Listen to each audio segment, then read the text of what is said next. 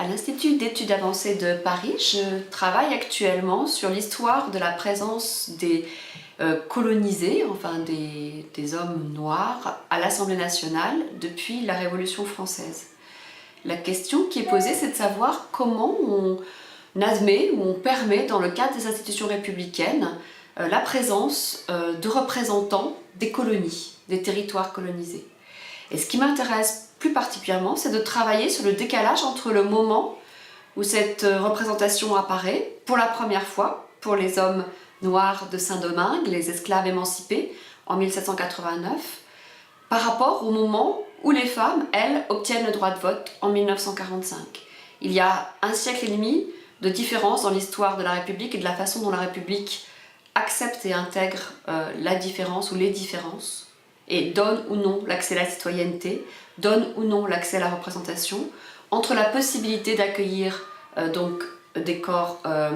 autres et dominés, que sont les corps décolonisés et les représentants colonisés, coloniaux ou indigènes, et la question de la représentation des corps des femmes, la présence des femmes comme actrices et représentantes du corps politique. Donc c'est une réflexion sur la République, sur la nation, sur le fait que la République a été une république coloniale,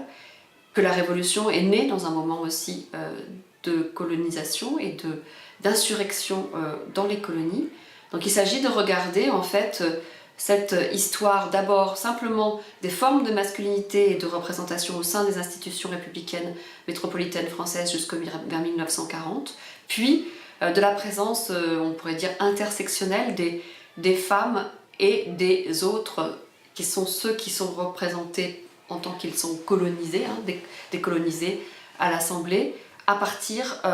du droit de vote des femmes et donc de la présence des premières élues en 1945. Sous la 4e République, pour la première fois, on a à la fois des femmes qui sont aussi représentantes des territoires colonisés. Donc des femmes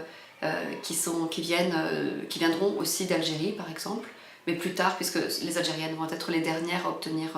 le droit de suffrage dans le cadre des institutions françaises.